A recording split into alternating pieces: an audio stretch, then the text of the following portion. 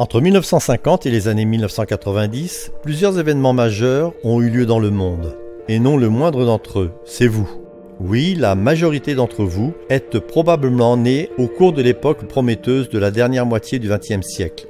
Vous êtes passés par de mauvais moments, mais aussi par des bons. De même que la planète, de même que l'Église.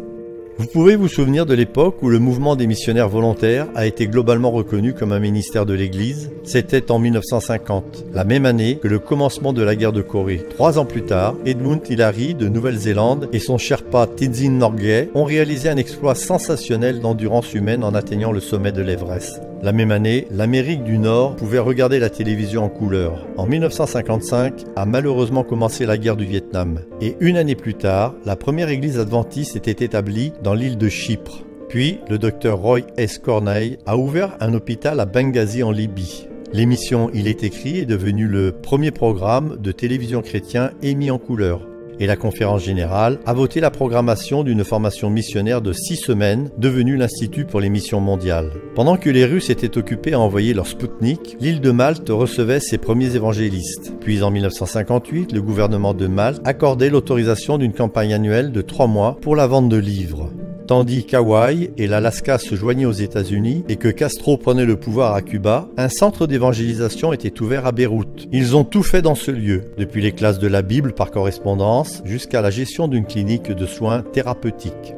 Vous souvenez-vous de l'hôpital ouvert à Benghazi en Libye, l'année même où Alan Shepard est devenu le premier Américain dans l'espace. 17 membres de l'église de l'hôpital ont organisé une église. L'année suivante, le mur de Berlin était érigé. Plus tard, quand l'hôpital de Benghazi a été nationalisé, presque tous les adventistes ont quitté la Libye. En 1956, le pasteur Joe Crew a lancé un programme radio qu'il a nommé « Des faits incroyables ».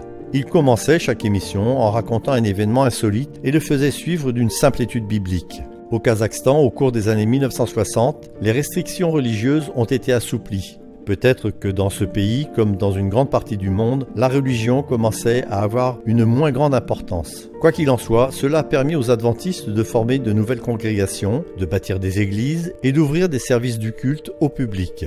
Tandis qu'en 1969, les astronautes d'Apollo 11 se promenaient sur la Lune, le Congrès mondial de la jeunesse adventiste se tenait à Zurich en Suisse. La même année, John Freeman créait les vols internationaux Maranatha dans le but d'organiser des voyages missionnaires plus courts pour les laïcs. 20 ans plus tard, ils ont fusionné avec l'International des volontaires pour devenir Maranatha Volunteer International. En 1971, l'artiste Jasper Johns sera mis à l'honneur en lançant par le néo-dadaïsme le postmodernisme dans l'art. 2 ans plus tard, le système de santé adventiste innovait et devenait l'un des plus solides réseaux hospitaliers aux États-Unis.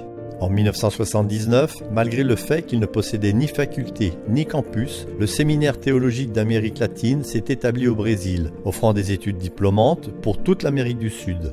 Mark et Eunice Calzi, avec leurs 2 enfants, ont été les premiers missionnaires ayant implanté une église aux Philippines sous l'égide d'Adventist Frontier Mission.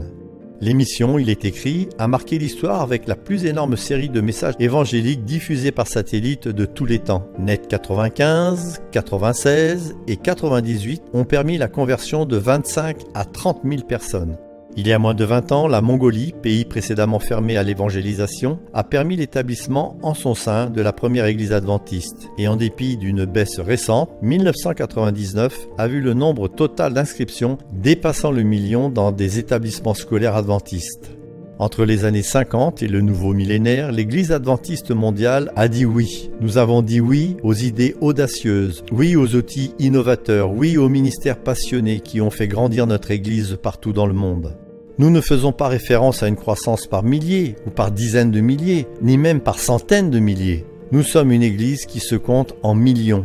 232 pays abritaient 78 810 églises et compte 18 479 257 membres.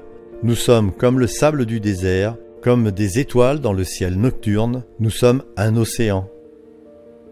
Aussi, qu'allez-vous devenir ?